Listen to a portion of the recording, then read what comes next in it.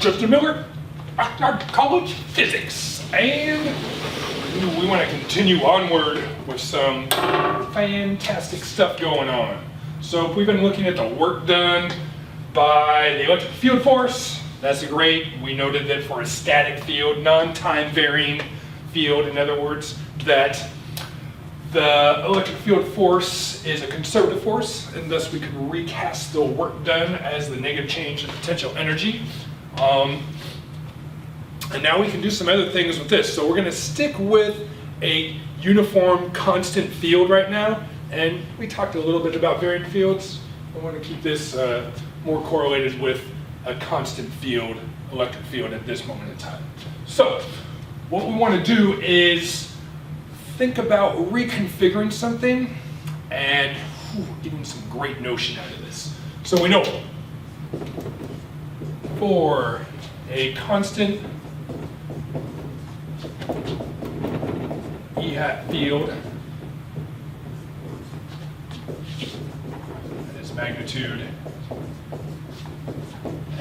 direction, usually just say uniform field. Change in potential energy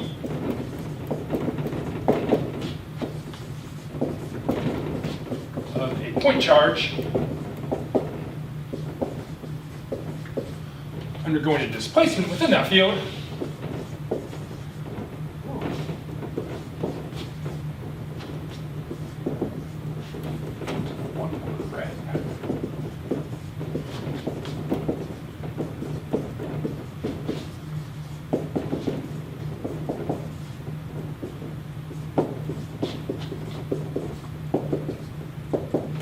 is delta PE is equal to negative QE delta R times the cosine of theta.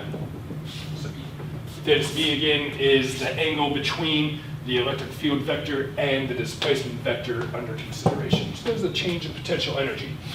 Well, we're going to define another quantity. We're going to find another quantity and associate it directly with changes in a potential energy. So I'm going to go back and rewrite this as negative Q times E hat dot delta R hat. So we kind of absorb this cosine theta B into this expression. So that's nice. And now, let us define a new quantity called electric potential difference.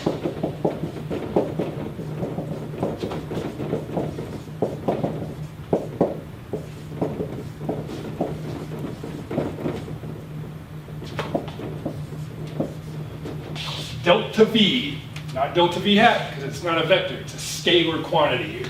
So let's just get to the definition of it first, and then we can kind of make some grand correlations here. Delta V is defined as change in potential energy per unit charge.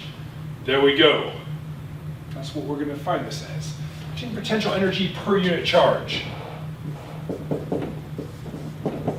SI units of delta V are, well, change of potential energy has units of joules, right? And charge has units of coulombs. So we got joules per coulomb is the units of electric potential difference, but we kind of combine those together. Those volts, capital V. Oh, we've heard of some volts before, right? There's a little car named the Volt, but usually we're associating volts with batteries, right? Voltage, or maybe a wall socket or something like that. Source of voltage, voltage source. Voltage, volts. That's what electric potential difference is characterizing. But it's associated with change of potential energy per unit charge, considering a charge moving through some displacement within an electric field. because, of course, this delta PE traces back to this, a charge Q moving through an electric field, E hat. So with this definition, now we can write for a uniform field,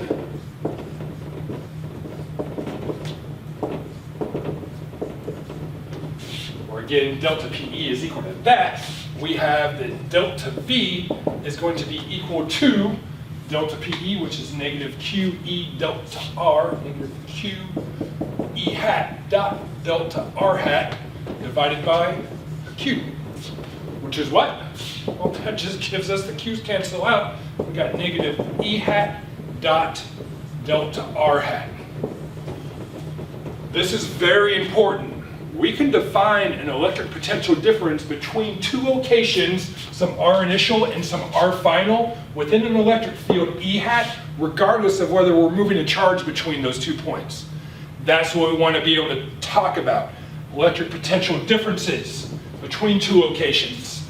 And then that correlates with what the change in potential energy would be if we move the charge Q between those 2 points.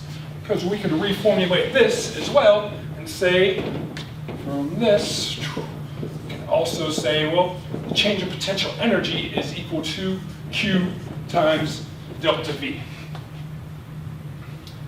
And that is nice to be able to make that association. So, what do we get out of all of this?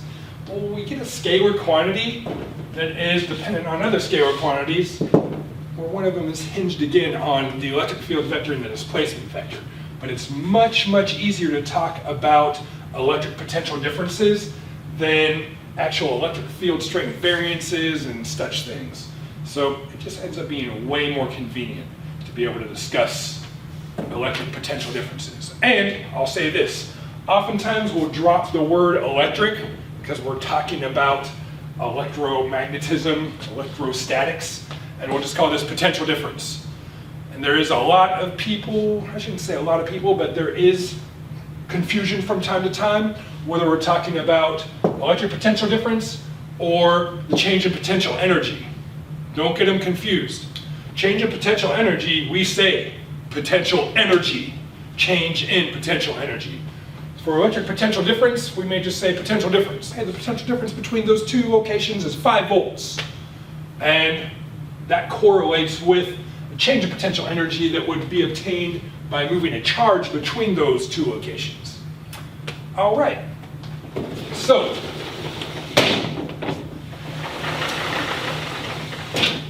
what can we do with this? Well, we can also correlate it with a varying field. If E hat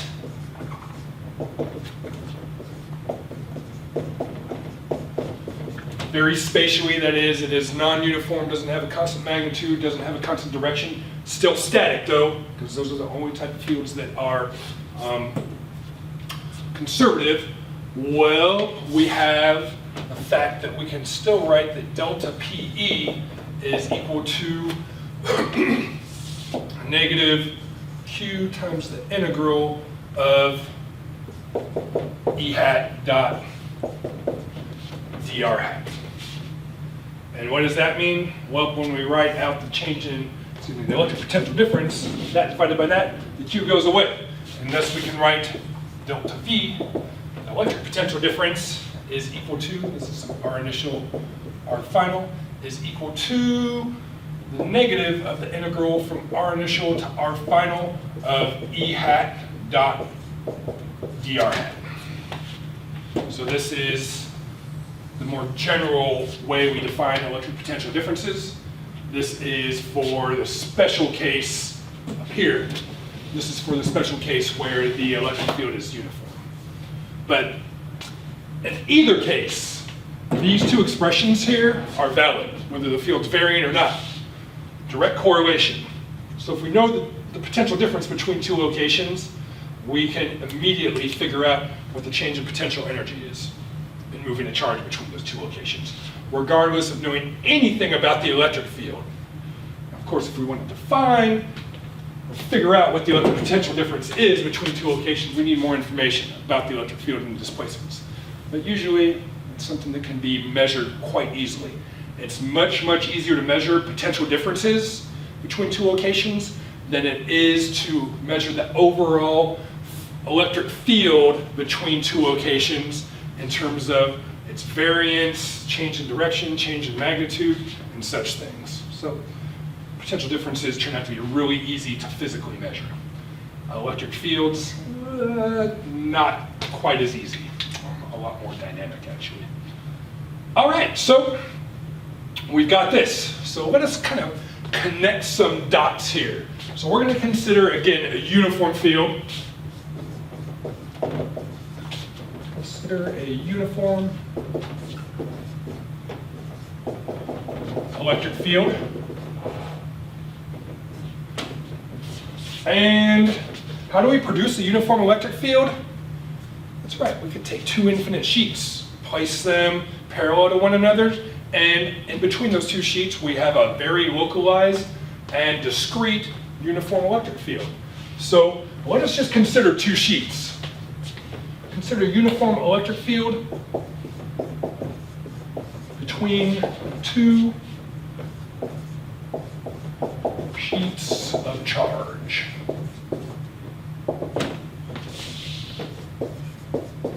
Equal and opposite uniform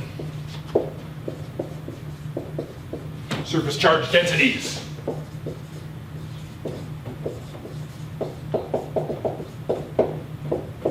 Sigma. All right, so we can do this right here. I'm going to take one sheet. Right there, I'm going to say that this is the positive sheet. So we've got ourselves the plus sigma here, and we can just say, hey, this sheet here has a bunch of excess positive charge, so its net charge is positive. We could assume that it's infinite, or we could take that, hey, it's not infinite, but we're working within the realms of the approximation being valid. I'm going to put them pretty far apart so we can get an idea of what's going on here. Here's another sheet. We'll say that this has a surface charge density of minus sigma, and thus has an excess of negative charge. So I don't know if I counted these up exactly the same, but they should be. I'm not worried about that. What we have in between these two sheets is an electric field then, right? Yes, indeed. The electric field goes outward from positive, inward towards negative. So it's directed that way, towards the negatively charged sheet. So we can go ahead and say, hey, there's this electric field here. Let's draw some electric field lines. Nice, straight, uniform electric field. Got something like this. And what we have is the ability to start to make correlations with the potential difference between locations between these sheets. So I can pick some location A, and I can pick some location B, and I can say, what's the potential difference between those two locations? So we'll just go ahead and take this and say, we've got our electric field here. This is our E hat. It's uniform. And we'll just take 2 points. We'll take some point A, we'll take some point B. And we can ask, what is the potential difference between those 2 points? Well, the potential difference between the 2 points depends on which way you're measuring it. Are you measuring it going from A to B or from B to A? Just like the change of potential energy would depend on whether you move a charge from A to B or B to A, and depend on what type of charge it is. But for the potential difference, it really just matters on the electric field's direction and which way you are considering displacements or considering measuring the potential difference to be. So if we go, say, this way, and again, we're not moving any charge, there's no charge that we're moving here, we could say that delta V is equal to the final minus the initial, right? which would be V sub B minus V sub A. And this is going from A to B, final minus initial. All right, so how do we go ahead and start to associate that? Well, in that, we've got some displacement vector, right? Let me not use blue. We've got that there would be some amount of displacement that takes place, and I could just call that delta R hat. And going from point A to point B, we're considering the separation between those 2 points. So when we go ahead and start saying, well, what is the potential difference? Well, the potential difference, delta V, is going to be equal to, again, we've got a uniform electric field, so we say negative E hat dot delta R hat. There is the electric potential difference between those 2 points. We'd say A to B, great. So what happens when we start looking at this? Well, we've got delta V, A to B, is equal to negative E delta R times the cosine of theta sub E.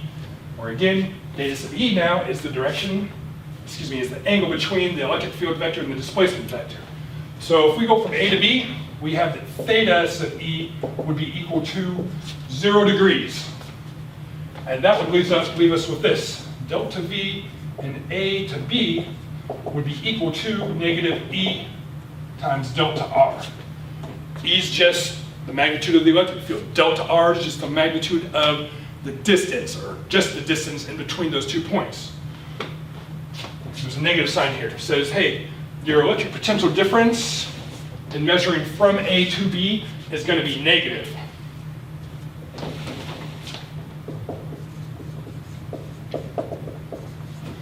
Which means then that the potential, the electric potential at point A must be greater than the electric potential at point B, such that B minus A, or V sub B minus V sub A, is negative. So this is higher potential. This is lower potential. Then we think about now changes in potential energy and charges. What happens if we put a positive charge at point A? Well, we put one there. Okay, so it's at point A. We stick a charge there. And then we take that charge and we have it move to point B. Whether we're moving it or not is irrelevant here. The charge goes from point A to point B. Say, what's the change in potential energy in moving that charge? So move plus point charge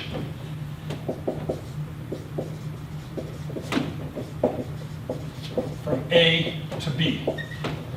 Delta PE is equal to, well, we go back up to this right here. Delta PE is going to be equal to Q times delta V. Q is the charge that we're moving, and delta V would be delta V A to B here.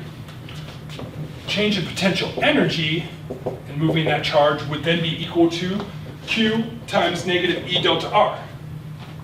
We'll say negative Q E delta R, which says that if you take a positive charge and move it from A to B, you move it through a negative potential difference, and you have reduced the potential energy. You've gone from a higher potential energy to a lower potential energy. That's it. When we think about this, if it's at point A and I let go of it, by the time it reaches this sheet, it will be going faster than if I put it at point B and let go of it, right? Because the electric field force is in the same direction as the electric field for a positive charge, and the positive charge wants to go that way. So it makes sense that we should be losing potential energy as the charge moves this way. But it's correlated again easily now with the potential difference between the 2 points.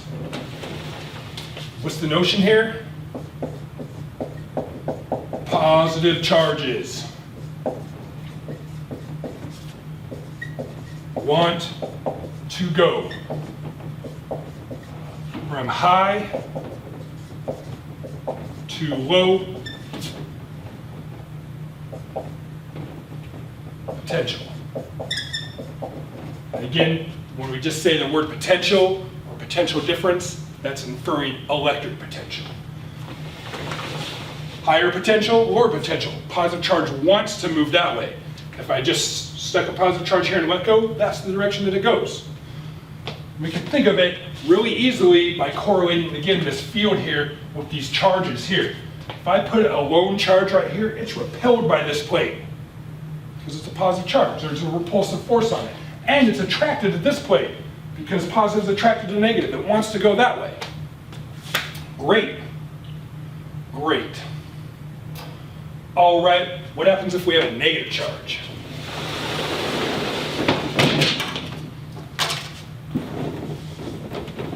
So let's consider taking a negative charge at point A and moving it to point B.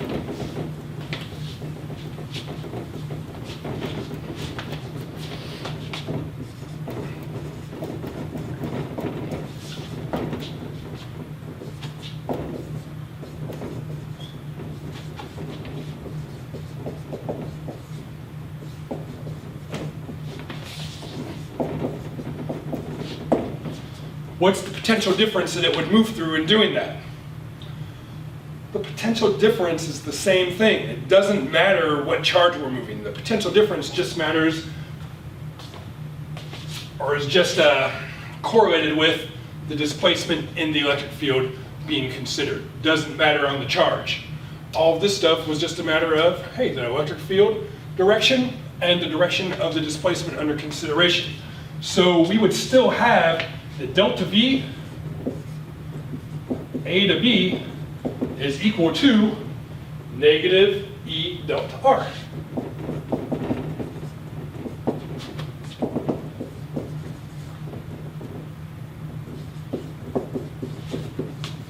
That's not going to change. But now what is different is the change in potential energy. Change in potential energy is equal to, well, Q times delta V, right? Q times delta V, which will be equal to Q times negative E delta R. That's fun. That's fun. But what? But what? Well, Q's negative.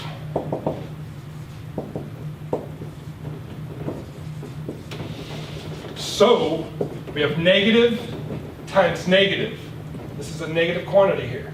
Negative times negative gives us positive. So delta PE is equal to positive here. Change of potential energy is positive in moving a negative charge from point A to point B. Why? Let's go back up to this. If I put a negative charge here and let go of it, what direction does it want to go? Well, if I just take it at point A and let go of it, it's attracted to this positive here. It's repelled by this negative here. It moves in the opposite direction of the electric field because that's the direction of the electric field force. It wants to go that way. If I move it this way, or it moves from A to B, the opposite direction that it wants to go, then we're storing more energy in the system. And that's what we're getting right here. Delta PE is positive because we increase the potential energy by moving that negative charge in the same direction of the electric field.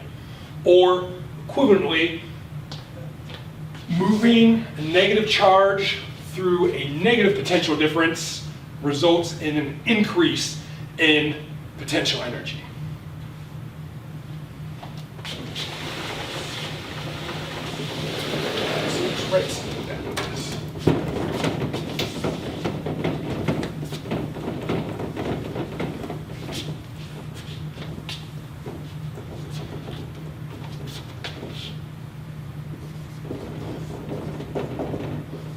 Negative charges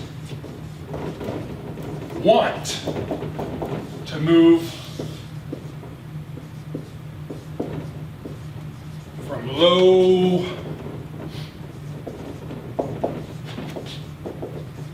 high potential.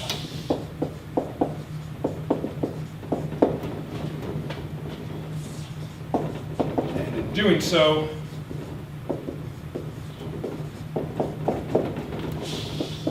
we'll lose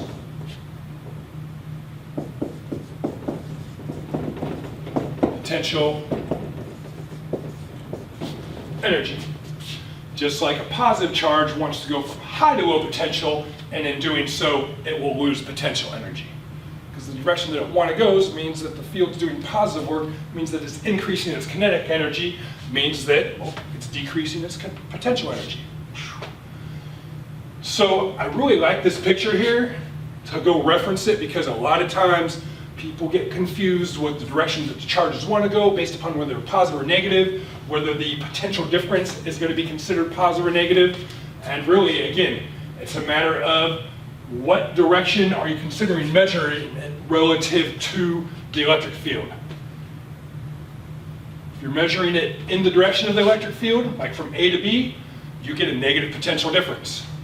If you're measuring it in the opposite direction, you're measuring it from a low potential to a high potential. High minus low has to be positive. You've got a positive potential difference. So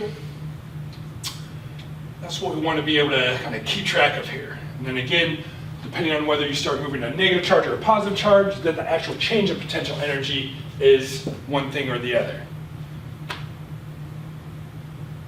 All right. So we got the same sort of correlation for a non-uniform field. Positive charges want to go in the direction of the electric field, and if you have displacements in the direction of the field being considered, then you have a negative potential difference. If you have displacements being considered that are in the opposite direction of the electric field, you'll have a positive potential difference. We've got the same sort of correlation there. It's just the potential difference itself numerically will be dependent on the variance of the field and its directionality with respect to the displacements that it undergoes. All right, so a couple other things with this. You can look at a little problem. This good stuff here. And we've kept all the displacements up through now in line with the electric field. That doesn't have to be the case, right? So we could take ourselves an electric field. Again, we'll stick with the uniform field because it's the easiest thing to draw out and show. So we can take a uniform electric field like this, and we can say, hey, we've got a point A here, and a point, let's look at this, a point B right there. And we ask, what is the potential difference between those 2 points and going from A to B? There. So let's go like this and say, hey, what's delta V, A to B here? Well, the displacement under consideration, not of a charge, because again, we're not moving the charge here, we're just considering those 2 locations. What do we have? We've got, again, the potential difference between 2 points in the uniform field is negative E hat dot delta R hat, which is then negative E delta R times the cosine of theta sub E. And again, this theta sub E is the angle between the electric field vector and the displacement vector. So we've got ourselves a delta R hats like this, and an E hats like this. Theta sub E is equal to 90 degrees. Cosine of 90 degrees is equal to 0. Thus, delta V A to B is equal to 0. There is no change in electric potential. There's no potential difference between those 2 points. They're at the same potential. Why? Because there's no displacement that is parallel, or no portion of displacement, no component of displacement that's parallel to the electric field. So, that's it. What else can we do? Well, what happens if we went ahead and said, well, there's another point? What happens if we went ahead and put another point right there, point C? Point C over here. And said, no, I want to consider displacement going from A to C. And say, what is delta V now? Well, delta V A to C. What do we have here? Again, we've got this little delta R hat. It's the straight line in between points A and point C. And we've got that the potential difference between points A and C is going to be equal to negative E hat dot delta R hat, which will be equal to negative E delta R times the cosine of a theta sub E. So what's theta sub E in this case? Well, now we've got to be a little bit careful because we've got this. We've got our delta R is like this, and we've got our E hat is like that. That is the angle in between the two, theta sub E. So it depends geometrically, right? Where we are here, where we are there, we could figure it out. The point is that it's not a 0 or 180 degree angle now. It is somewhere in between 0 and 90 degrees, right? What's the cosine of an angle that is between 0 and 90 in terms of its sign? That's right, it's positive, right? Positive in the first quadrant. So we will end up getting still a negative potential difference, regardless of anything, and going this way. Because, why? Because a portion of our displacement is still parallel or in the same direction as the electric field. So we've got this. We've got this is delta R parallel to E. What is delta R parallel to E? There's our theta sub E right there. Delta R parallel to E is equal to, delta R, I should say parallel to E is equal to, well, use cosine, right? It's going to be delta R times the cosine of theta sub E. Delta R cosine of a theta sub E. This portion right here picks out the component of delta R that is parallel to E. Or vice versa, we could say E cosine theta picks out the component of the electric field that's parallel to delta R. Either way you look at it, that's what the dot product does, right? It picks out parallel components between two vectors, multiplies them together. So it's in there. So really, we would get the same exact potential difference in moving from A to C as we would in moving from A to D, because it's the same displacement in the direction of the field. So we'd have delta V A to C would be equal to delta V A to D, because delta V C to D would be equal to 0. Why? Well, once again, those two, there's no displacement in the direction of the field in moving from C to D. Now you may go ahead and say, well, wait, what happens if you don't travel in a straight line or don't consider a straight line in between them? What happens if I actually said, you know what, I'm going to go like this and going from point C to point D. I go like this, I go up, and I swirl on back here, and I go all around. Could we draw something crazy? Sure. What happens if we go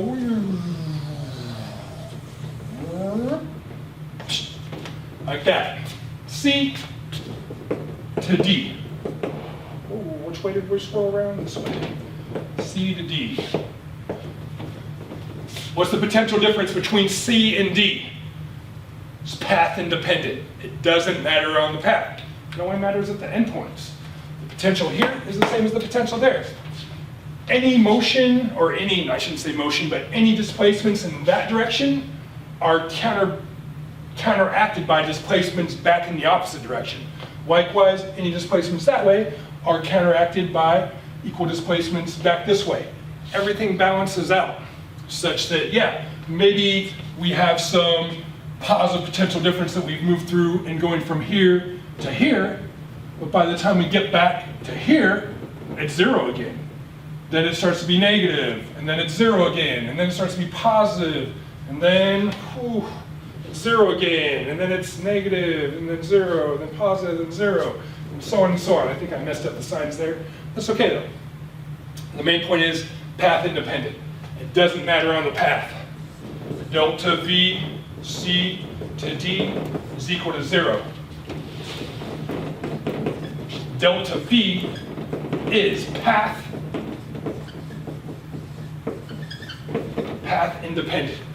And that's what's, again, really nice about it. You know the potential here, you know the potential there, then you calculate the potential difference between those 2 points, and then you can start thinking about moving a charge between those 2 points and what sort of change of potential energy the system would undergo. And again, that's what's really, really nice about defining potential difference. Fantastic. Love it. Love it. All right, so at this point, I think we do a little problem, and then we can talk about some more things. Actually, let's talk about one more thing here. While we're here talking about the potential differences before we even do a problem, let's talk about one more aspect regarding potential differences, and those are noted to be, or what we're going to note to be, surfaces of equipotential. Surfaces of equipotential are ultimately contours within an electric field over which displacements along those contours are or substantiate the zero potential difference. That is, a given contour is at the same potential everywhere along itself. So, surfaces of equipotential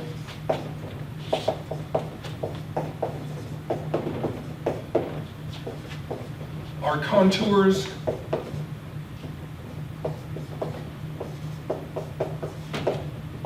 within an electric field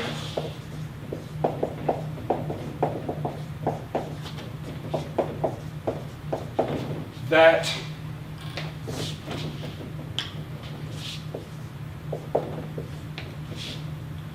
are at the same potential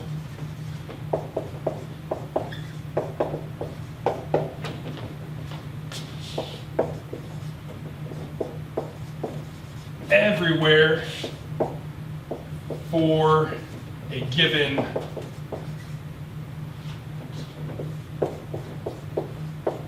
surface. I'll say contour. So the easiest one is a uniform electric field. Already kind of developed what the surfaces should look like. So I could start with some point. I'll just pick a point and say, hey, I have this point A right here. Pins are dying. All right, so we're gonna take this point right here, and call that point A. Well, if I go directly above it or below it for that matter, there will be no displacement under consideration regarding the direction of the electric field. So this is our E hat there. So if I go, say right there, we have the potential difference between A and B would be equal to 0, right? What happens if I go up a little bit more and say C or D or E? We could all subscript these 1, 1, 1, 1, 1, and keep on going. The potential difference between any one or any two of these, or any of them really, of these spots is equal to 0. Delta V A1 through E1 is equal to, E's probably bad to use here, let's use an F.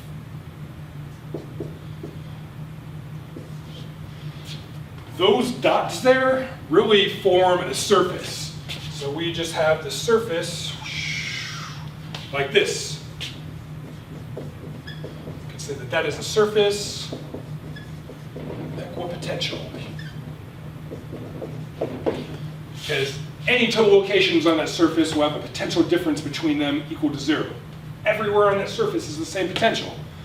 And thus moving a charge anywhere across the surface will result in no change in potential energy. Because you're not moving it you're not moving it parallel or anti-parallel to the electric field. Not moving it aligned with the electric field. No component of its motion or displacement is in line with the electric field. Well, just as there's one there, we could say, oh, there's another one right here. If I take an A2, B2, C2, D2, F2, and so on, this is another surface of equipotential. And another one, and another one, and another one. And really, we could fill this up with all the surfaces of equipotential that are like stacked upon each other. Usually you don't want to draw out too many because we just want a notion of what the surfaces look like. What we should note is all of these surfaces have to be perpendicular to the direction of the electric field at every given location. Because if the surface has a contour that is not completely perpendicular, then there's going to be work done by the electric field considering moving a charge, thus there's going to be potential difference that is non-zero. And that's, well, against what we're saying, equipotential. So we get these surfaces of equipotential. The reason that they're important to kind of conceptually digest is, again, because potential differences are pretty easy to measure. And what you can have is a really complex electric field that you really don't know how it's behaving spatially, like what direction it's in at different locations. But if you can start to form the surfaces of equipotential, that is, make potential difference measurements and find where they're all zero for a given reference point, you can form these surfaces, and once you form the surfaces of equipotential, you note that the electric field has to be perpendicular to those surfaces at every given location in space. And thus you can get what the electric field looks like based upon the surfaces of equipotential.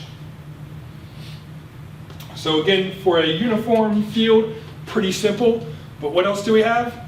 Well, we've got some other types of fields too, right? What happens if we took, say, a positive charge and a negative charge separated by some distance? What does the electric field look like for that? That's right, it's the electric field due to a dipole, right? We've got a pretty complex looking field. It's definitely not uniform. It goes outward from positive, inward towards negative. So we've got this electric field that kind of goes like this, like this, like this, like this, like this, like this, this, like this, and wraps back in this way.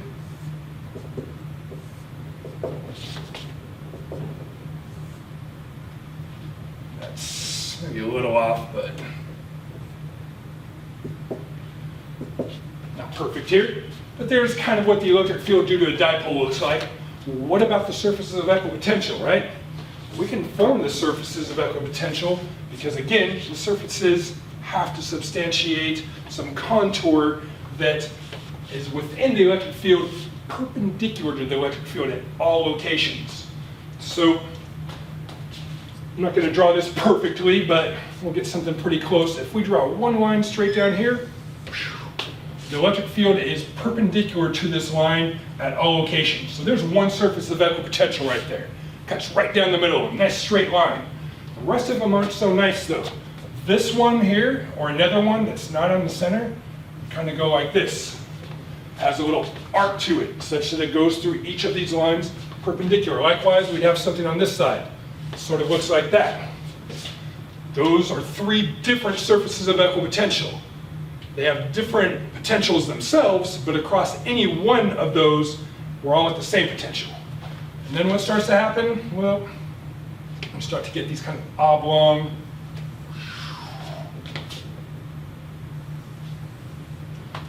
something like that. Perpendicular, perpendicular, perpendicular, all through all of those. Great, and then you can start to make even smaller ones, smaller ones. And there we go. I always think this looks like some grasshopper or something, right? Crazy grasshopper with a plus eye and a minus eye. Maybe he's winking. I don't know.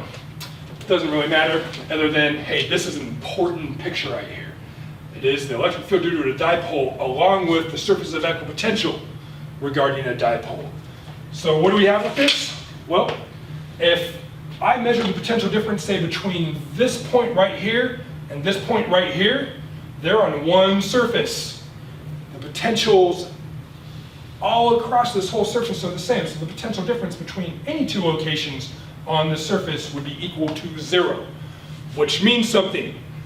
It means that if I took a charge that was right here and I moved it somehow over here, the change in potential energy of the system would still be equal to 0, because overall the net result would be I've moved it through a potential difference of 0. Now if I took a charge here and I moved it to a different surface of equipotential, or off of this surface of equipotential, then I have moved it through a potential difference. Thus I have changed the potential energy of the system. So it's only when you move between these surfaces do you have the change in potential energy, or a non-zero potential difference. So again, this is why they're important, because this is something I can map out. Map out these contours by making measurements, and then I can infer what the electric field has to look like due to how those surface contours look. That's powerful. Oh, powerful. Very nice. Very nice indeed.